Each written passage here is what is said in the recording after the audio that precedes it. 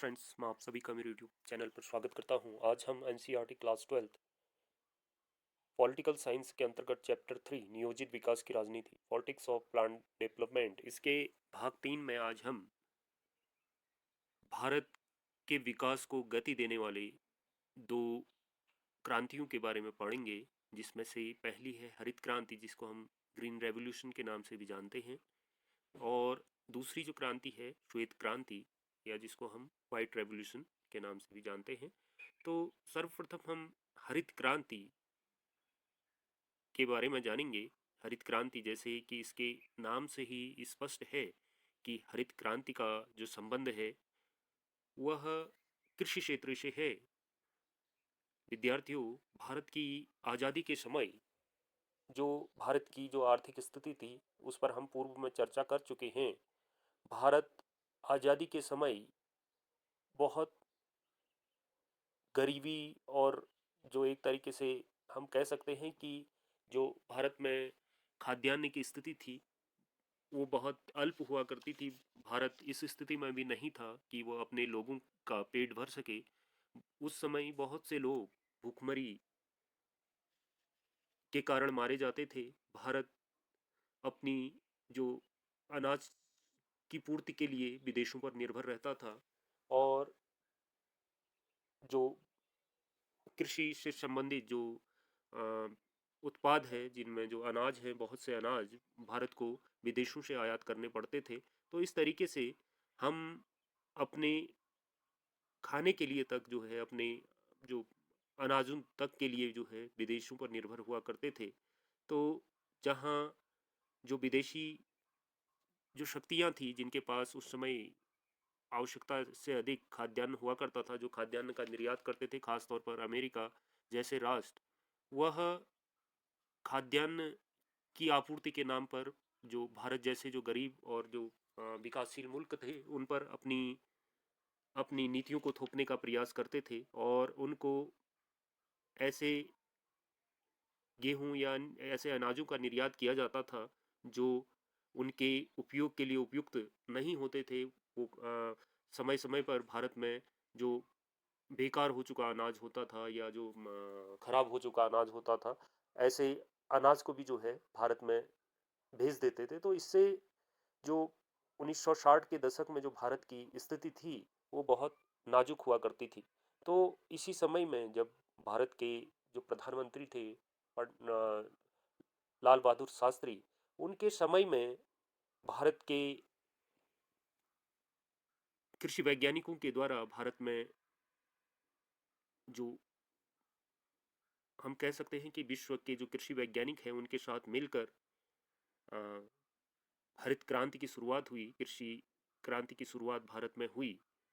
भारत में जो कृषि क्रांति की शुरुआत हुई, या जो हरित क्रांति हम जिसको बोलते हैं, इसके पीछे कुछ महत्वपूर्ण योगदान कुछ व्यक्तियों का रहा, जिनमें खास तौर पर जो विश्व में जो कृषि वैज्ञानिक थे, नॉर्मन बोरलॉग, जिनको विश्व में हरित क्रांति का जनक भी माना जाता है, इनके द्वारा मैक्सिको में अपने वैज्ञानिक अनुसंधान के द्वारा इस तरीके की जो है गेहूं की प्रजातियों को विकसित किया गया।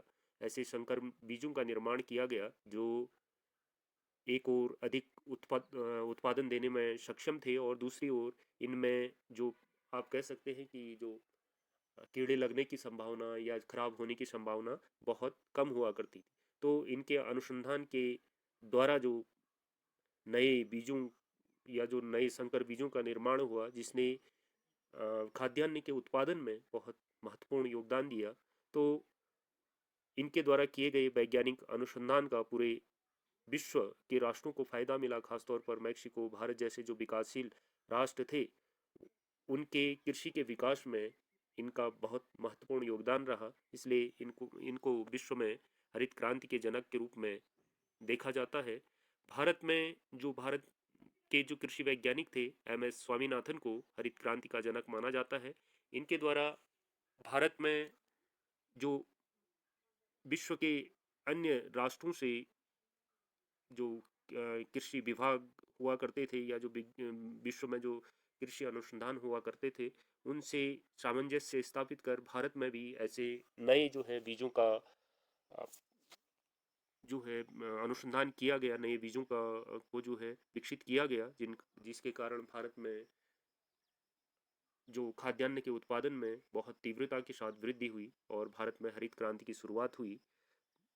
विद्यार्थियों, सबसे पहले हम यह समझते हैं कि हरित क्रांति से क्या अभिप्राय है।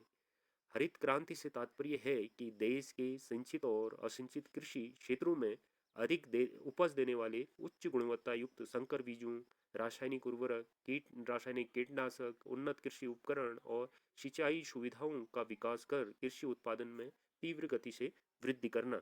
तो अर्थात हरित क्रांति के परिणाम स्वरूप जो 1966-67 में जो हरित क्रांति की शुरुआत हुई, तो इस क्रांति में जो हम पूर्व में जो हमारे जो परंपरागत बीज हुआ करते थे, जो जिनकी तो उत्पादन क्षमता थी, हम कह सकते हैं कि वो एक निश्चित मात्रा में उत्पादन देते थे, जिसमें आप कह सकते हैं कि जो प्रति हेक्टेयर जो उत्पादकता थी वो बहुत कम थी।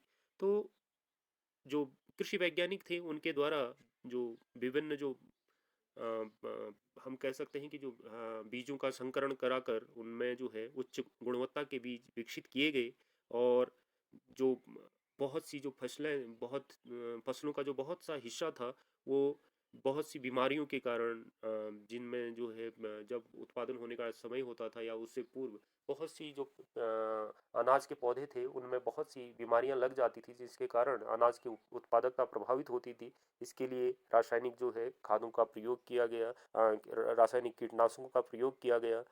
भूमि की उर्वरा शक्ति को बढ़ाने के लिए रासायनिक उर्वरक जो है प्रयोग किए गए और कृषि में जो है जो हमारी जो परंपरागत जो कृषि के उपकरण हुआ करते थे उसकी जगह पर जो है आधुनिक उपकरणों को अपनाया गया।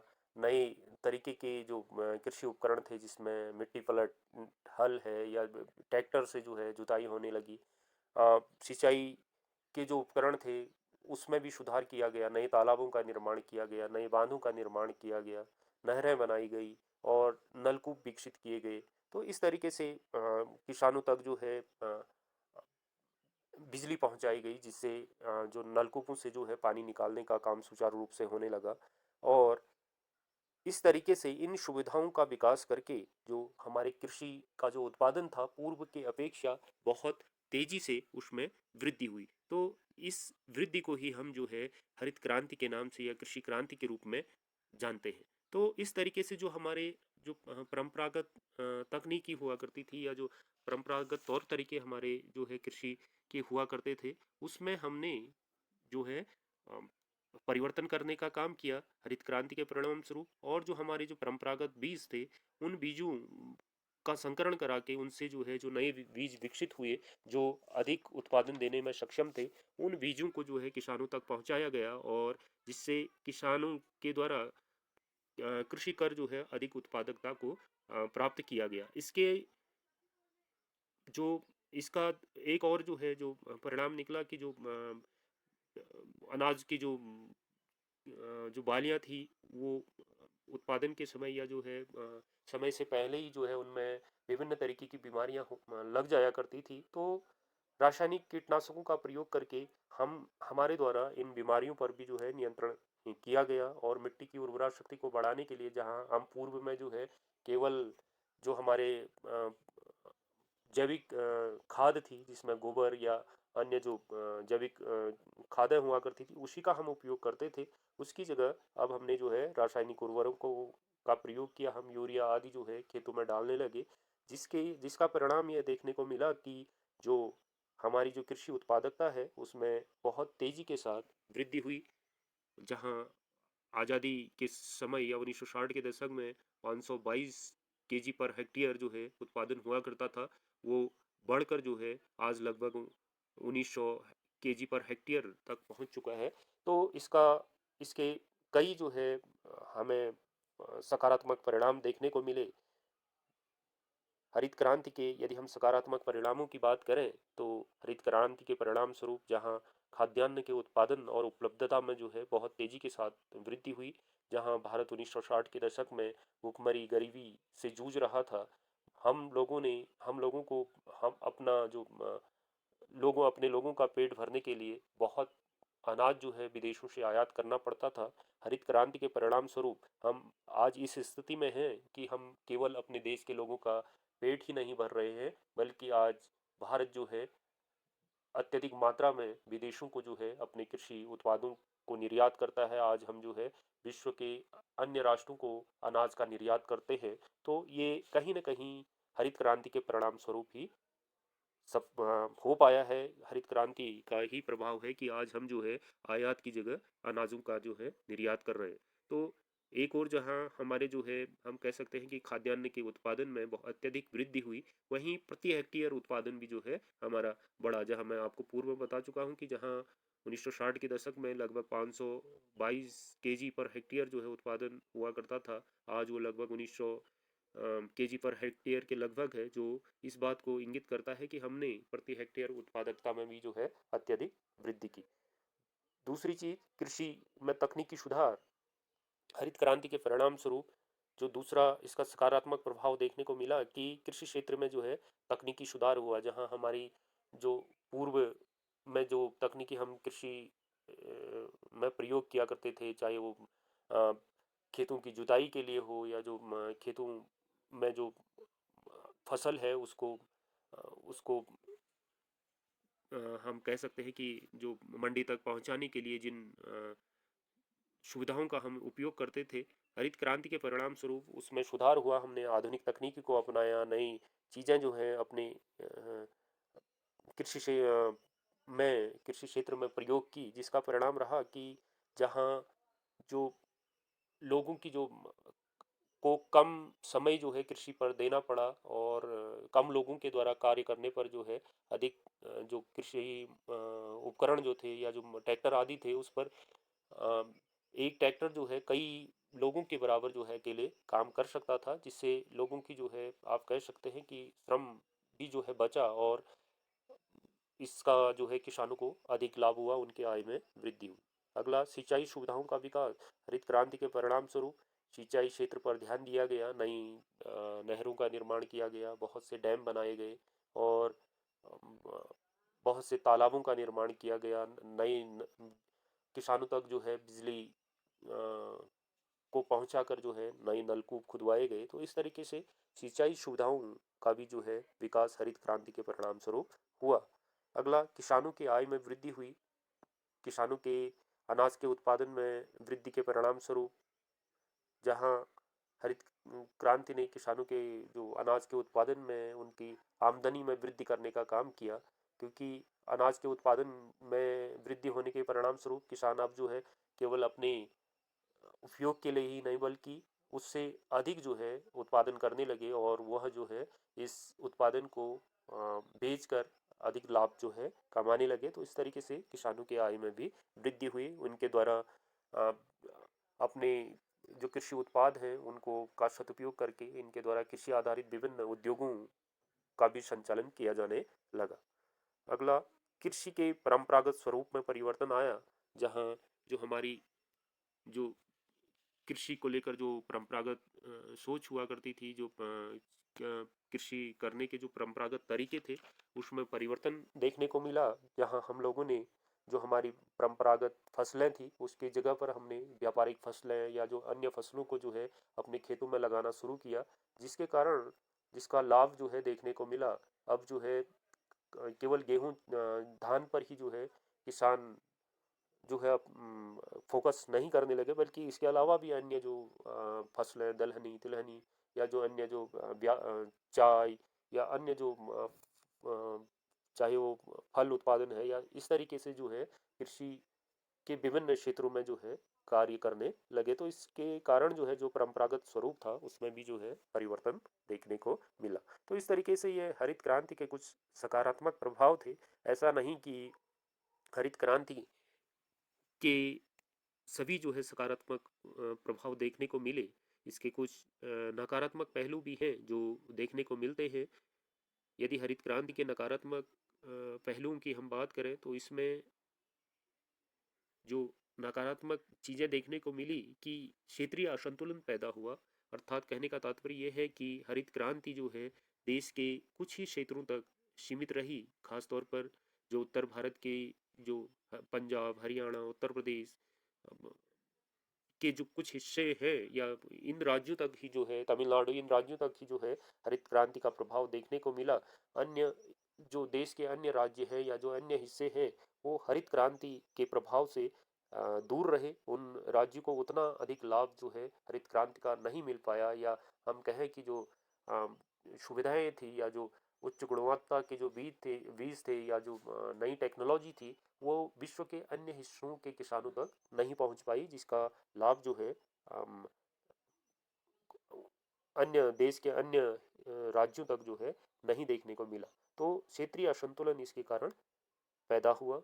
कुछ विशेष फसलों तक इसका प्रभाव देखने को मिला, अर्थात जो हरित क्रांति थी उसका जो प्रभाव है, या हम कहें कि जो अनाज के कुछ ही अनाजों तक जो है इसका प्रभाव देखने को मिला। खासतौर पर गेहूं, ज्वार बाजरा में तो जो है हरित क्रांति के परिणाम स्वरूप प्रति हेक्टेयर उत्पादन में वृद्धि हुई, लेकिन जो अन्य फसलें थी, चाहे वो धान हो या अन्य जो दलहनी फसलें थी या तिलहनी जो फसलें हैं, उन फसलों तक इस हरित क्रांति का जो है प्रभाव नहीं पड़ा इस अन्य अनाजों पर। तो इस तरीके से कुछ विशेष फसलों तक ही यह सीमित रही। तो कुछ फसलों के उत्पादन में तो जो है हरित क्रांति के परिणाम स्वरूप हम आत्मनिर्भर हुए, लेकिन कुछ फसलें ऐसी हैं जिन फसलों को अभी भी हमें विदेशों से निर्यात करना पड़ता है। खास तौर पर जो दालें हैं या अन्य कुछ फसलें ऐसी हैं जिनको हमें अभी भी, कुछ अनाज ऐसे हैं जिनको अभी भी हमें विदेशों से आयात करना पड़ता है। अगला, किसानों की आय असमानता में वृद्धि। हरित क्रांति के परिणाम स्वरूप जो बड़े किसान थे, उनकी आय में तो जो है व्यापक तौर पर जो है वृद्धि देखने को मिली। जो बड़े किसान थे उनको निरंतर जो है उनकी आय में जो है वृद्धि देखने को मिली, बहुत तेजी के साथ उनकी आय बढ़ी। लेकिन जो छोटे किसान थे, उन तक जो है, जो सरकार द्वारा जो उपलब्ध सुविधाएं थी, चाहे वो बीज हो, चाहे खाद हो, या अन्य जो कृषि उपकरण हो, वो जो है एक आम और गरीब किसान को नहीं मिल पाए, जिसके कारण जो है यह हरित क्रांति का लाभ जो है सभी को समान रूप से मिला हो, हम ऐसा नहीं कह सकते हैं। तो इस तरीके से कुछ ही लोगों को जो है हरित क्रांति का लाभ मिला, कुछ ही किसान जो है इसका फायदा उठा पाए। इसके अलावा एक और प्रभाव हम देखते हैं, नकारात्मक प्रभाव, कि रासायनिक खादों के अत्यधिक उपयोग के कारण और रासायनिक कीटनाशकों के अत्यधिक उपयोग के कारण इसका कुप्रभाव ये देखने को मिला कि जो जिसका आभास हमें एक लंबे समय के बाद हुआ, कि इससे हमारी जो भूमि की जो उर्वरा शक्ति है वो प्रभावित हुई। और अत्यधिक कीटनाशकों के कारण जो हम कह सकते हैं कि जो अनाज का उत्पादन हुआ या जो अनाज हम लेते हैं, उसमें कहीं जो कह सकते हैं हम कि जो जो हम कह सकते हैं कि जो एक तरीके से उसमें जो मूल जो तत्व है वो कहीं ना कहीं उसमें विपरीत प्रभाव देखने को मिला। अनाजों पर जो है कहीं ना कहीं उसका, जो अनाज हम लेते हैं उसका हमारे स्वास्थ्य पर कहीं ना कहीं विपरीत प्रभाव देखने को हम देखते हैं। इससे हमारा जो प्राकृतिक वातावरण है वो तो दूषित हुआ ही हुआ, जो हमारा भूमिगत जल है वो भी इससे प्रभावित हुआ। तो अत्यधिक खाद और अत्यधिक जो है कीटनाशकों के प्रयोग के कारण हमारे पर्यावरण को तो नुकसान पहुंचा ही पहुंचा, और इससे मिट्टी की उर्वरा शक्ति भी प्रभावित हुई। तो इस तरीके से हरित क्रांति जो है, जिसकी शुरुआत 1966-67 से भारत में हुई, इसके कुछ सकारात्मक और नकारात्मक प्रभाव हम लोगों को देखने को मिले। अगला जो क्रांति है जिसने भारत की, हम कहें कि विकास में महत्वपूर्ण भूमिका निभाई, जिसको हम दुग्ध क्रांति या व्हाइट रेवोल्यूशन के नाम से जानते हैं। दुग्ध क्रांति, जिसको हम श्वेत क्रांति भी कहते हैं, श्वेत क्रांति जिसका संबंध जो है किससे है, दूध के उत्पादन से है। दूध के उत्पादन में वृद्धि करने से इसका संबंध है। डॉक्टर वर्गीस कुरियन को भारत में दुग्ध क्रांति का जनक माना जाता है। इन्हें मिल्कमैन ऑफ इंडिया के नाम से भी हम लोग संबोधित करते हैं, क्योंकि जो वर्गीस कुरियन थे वो डेयरी इंजीनियरिंग इनके द्वारा की गई थी, और इनका भारत में दुग्ध के उत्पादन को बढ़ाने में, दूध जो डेयरी उद्योग को स्थापित करने में, और भारत के किसानों को, भारत के जो पशुपालकों को इस जो है डेयरी उद्योग से जोड़ने में बहुत महत्वपूर्ण भूमिका रही। इस कारण जो है डॉक्टर वर्गीज कुरियन को भारत में दुग्ध क्रांति का जनक माना जाता है। डॉक्टर वर्गीज कुरियन ने 1949 में जो अपनी इंजीनियरिंग करने के बाद सरकारी सेवा में थे, उन्होंने सरकारी सेवा से स्वेच्छा से त्यागपत्र देकर कैरा जिला सहकारी दुग्ध उत्पादक संघ में जुड़कर जो अमूल ब्रांड आज आप देखते हैं, अमूल की आइसक्रीम, अमूल का दूध या जो विभिन्न जो है उत्पाद अमूल के द्वारा तैयार किए जाते हैं, अमूल का जो बटर आप देखते हैं या अन्य जो पनीर आप देखते हैं, तो बहुत से जो है दुग्ध और उससे संबंधित उत्पाद जो है अमूल के द्वारा तैयार किए जाते हैं। तो इस ब्रांड को शुरू करने का जो श्रेय है वो डॉक्टर कुरियन को ही जाता है। उनके द्वारा गुजरात में जो कैरा जिला सहकारी दुग्ध उत्पादन संघ था, उससे जुड़कर इनके द्वारा जो उस क्षेत्र के जो गांव थे या उस क्षेत्र में जो पशु उत्पादक थे, उनको एक सहकारी समिति उनकी निर्माण करके एक जो है दुग्ध डेयरी स्थापित इनके द्वारा की गई। और वहाँ के जो पशुपालक है और जो दुग्ध उत्पादक थे और जो किसान थे, उनको इस समिति या जो डेयरी है उससे जोड़ने का काम किया गया। और इनके द्वारा इन जो दुग्ध उत्पादक थे उनको उनको जो है उनके जो उत्पाद थे उनको जो है बाजार भी उपलब्ध कराया गया। इस तरीके से इनके द्वारा जहाँ जो उत्पादक और जो है जो उपभोक्ता थे उनके बीच जो है एक तरीके से हम कह सकते हैं कि समन्वय इनके द्वारा करवाया गया। और कुरियन के द्वारा जो है जो दुग्ध उत्पादक थे उनके दूध को सुरक्षित रखने के लिए उनके दूध से जो है विभिन्न उत्पाद तैयार करने में इनकी बहुत महत्वपूर्ण भूमिका जो है इनके द्वारा निभाई गई। इनके और इनके मित्र के द्वारा जो भैंस के दूध का जो है पाउडर बनाने की जो है नई तकनीक विकसित की गई। इससे पहले तक जो है केवल जो गाय के दूध से ही जो है जो पाउडर दूध बनाया जाता था। इनके मित्र और इनके द्वारा कुरियन के द्वारा भैंस के दूध से जो है पाउडर बनाने की तकनीक विकसित की गई। इनके द्वारा कंडेंस्ड मिल्क का निर्माण भी जो है करने का प्रयास किया गया। इनके द्वारा जो है प्रसंस्करण दूध जो है बनाने या उससे जो है जो विभिन्न उत्पादों को बनाने में भी जो है इनकी बहुत महत्वपूर्ण भूमिका रही। तो सन 1965 में लाल बहादुर शास्त्री के द्वारा इनके कार्य से प्रभावित होकर नेशनल डेयरी डेवलपमेंट बोर्ड का जो है इनको डॉक्टर कुरियन को अध्यक्ष बनाया गया। और बोर्ड के जो है दिशा निर्देशन पर ही 1970 में गुजरात से ऑपरेशन फ्लड की शुरुआत हुई। इस ऑपरेशन फ्लड का उद्देश्य था कि जो दुग्ध उत्पाद में वृद्धि करके जो है ग्रामीण आय में वृद्धि करना और दुग्ध उत्पादन में स्थायित्व और वृद्धि करना, इन उद्देश्यों को लेकर जो है ऑपरेशन फ्लड शुरू किया गया। इस ऑपरेशन फ्लड के द्वारा कुछ महत्वपूर्ण कार्यों या हम कहें कि एक महत्वपूर्ण जो है कार्य किए गए, जिसके कारण देश में जो दुग्ध उत्पादन में जो है अत्यधिक वृद्धि हुई। इसके अंतर्गत ऑपरेशन फ्लड के अंतर्गत जहां किसानों और पशुपालकों को दुग्ध सहकारी संघ से जोड़ने का काम किया गया, कि जो दुग्ध सहकारी संघ थे और जो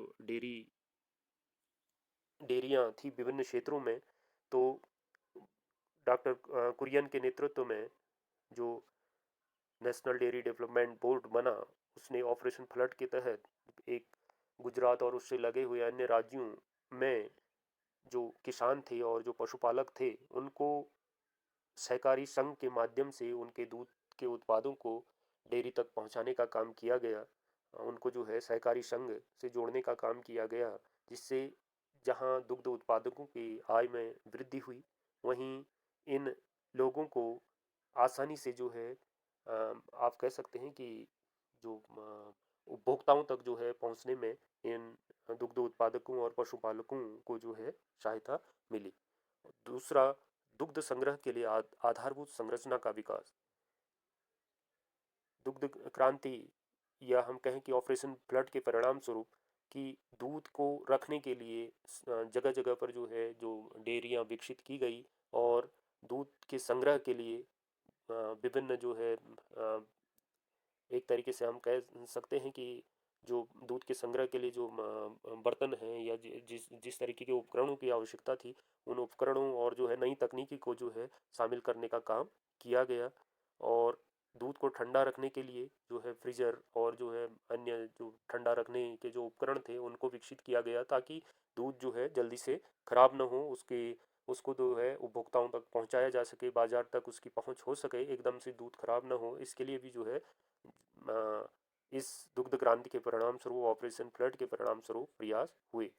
वितरण के लिए परिवहन की व्यवस्था की गई, जहां किसानों को तो जोड़ा ही गया, वहीं उस दूध को जो किसानों से एकत्र किया गया दूध है, उसको उसका संग्रह करने के पश्चात उसको आप कह सकते हैं कि उपभोक्ताओं तक पहुंचाने के लिए या बड़े शहरों तक जो है पहुंचाने के लिए परिवहन की व्यवस्था की गई, गाड़ियों की व्यवस्था की गई, दूध के टैंकरों को जो है लिया गया दूध को पहुंचाने के लिए, टैंकरों को जो है इन सहकारी संघों के द्वारा जो है अधिग्रहित किया गया, और उचित परिवहन की व्यवस्था उसके लिए की गई।